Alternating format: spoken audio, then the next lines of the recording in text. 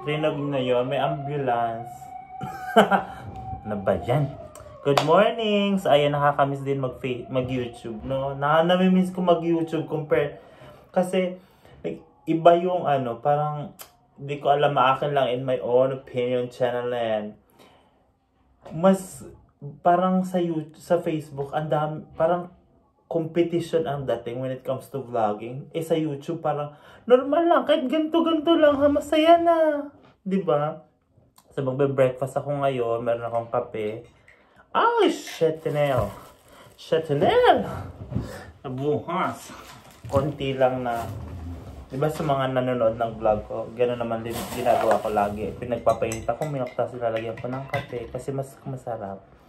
Galing to sa ate kong ano, tawag doon, mga ulam mo. Nagkita kami kagabi after ng work ko. Ito 3 ubento. Ayan. Ito, ito ininit ko na to. Ayan. 3 to. Dapat maubos ko to kasi masisira na to. Mamayang gabi tsaka bukas. Tapos, meron tayong moching sale. Kasi kagabi duman ako ito mag-sale. Hindi ko muna ito kakainin. Mamaya ang merienda ko yan. Ito nga kayong kakainin ngayon. Tapos, makita niyo ang gulo-gulo ng aking table. Meron tayong chicken nuggets. Tapos meron tayong santol. Amti! Hindi ko malalapit kasi baka mabuhos. Santol na may isda, na may shrimp. Actually, kinain ko niyan kagabi ng very late. Kasi unti na lang yung kanin. Tapos meron tayong biko ata to. Kasi ito isang punong-puno ng adobo. Nag-ano na siya, nagmantika na siya kasi nilagay ko sa ref. Diba? Salamat at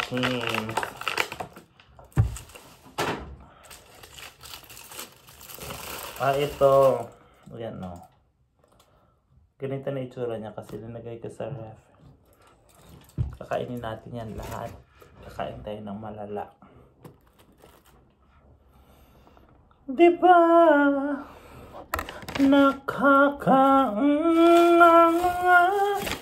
Diba? Ganto-ganto lang. Masaya lang sa YouTube, no? Kung natural lang, very natural lang ang labanan. Look at the adobo, oh. Yes naman. Chicken adobo. Kaya kung initin to, masarap to sa akin ng bebe. Salamat, thanks. Kuha tayo ng ano, daming mga ano yan, commercial mga sasakyan. Chi, masarap tong santol.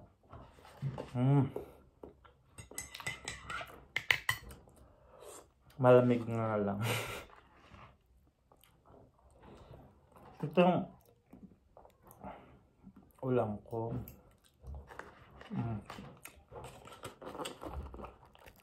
Ayan.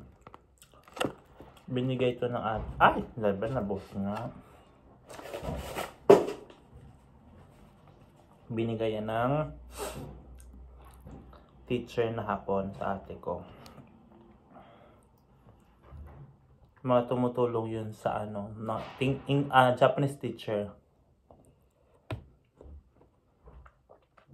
Parang omuraisu ang lasa.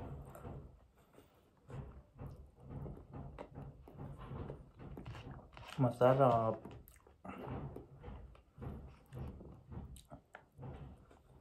Kasi itong ano, chicken nuggets,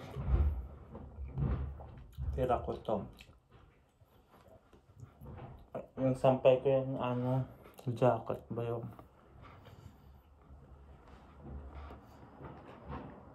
Favorite ko yung santola, yung langka, ganyan. Ginatang isda, like tulingam. Ganon. Off ko ngayon. Diba, simple-simple lang sa YouTube. Ganito, kwentuhan more on personal life. Wala masyadong edit-edit sa YouTube eh. Sa Facebook kasi nangyayari, pabunggahan ng kwento. Yung iba hindi naman na totoo. Kahit yung mga story, OFW story, hindi naman na totoo yung iba. Hindi ko I mean, sabi niya, kailangan natin i-exage ng very life.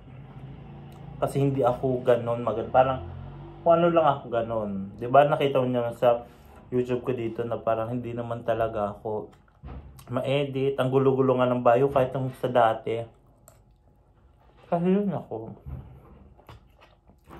Kapag magulong araw, magulo. Kapag malinis naman, di malinis. Ganyan.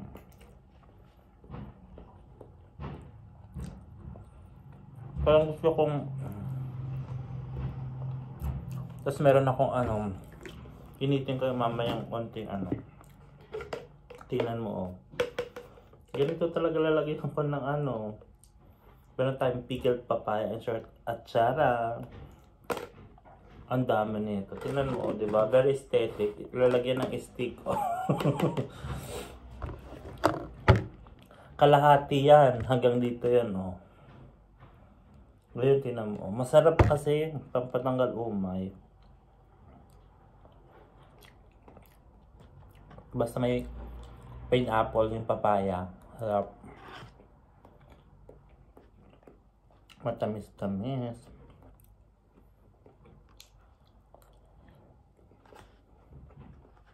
Parang siyang omurice yung lasa nito. Tapos may prito pang isda kagabi. Kinain ko na.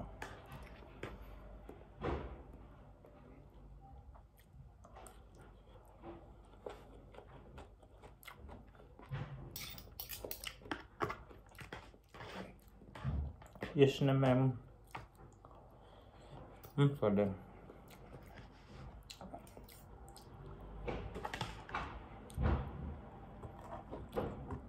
Ang ginawa ko dito sa chicken nuggets, luto naman to. Ininit ko lang siya sa microwave nga kasi frozen. Tapos linagay ko siya sa pan, mainit yung pan, tapos walang mantika.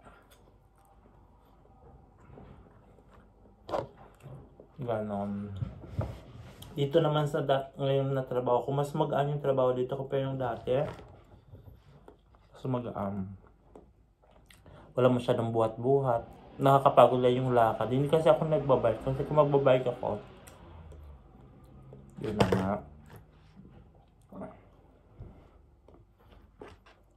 Kung magbabike ako, mahihirapan lang pag ganun. Pag ganun. Tapos ang mahal ng electric bike, nasa 10 lapad. Parang isang motor na sa Pilipinas yun.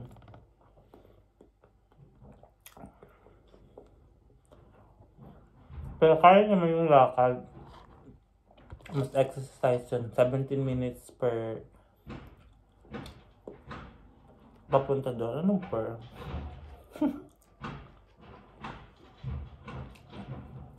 Ganon.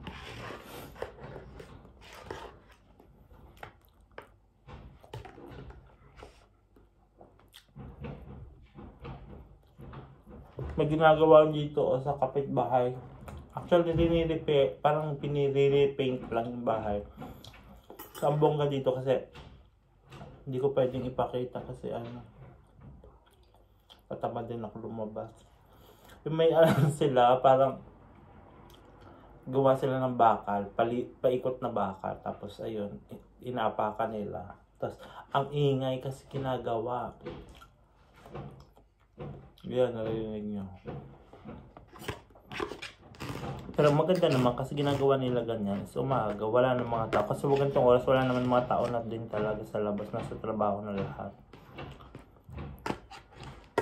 So yun lamang po. Bye-bye.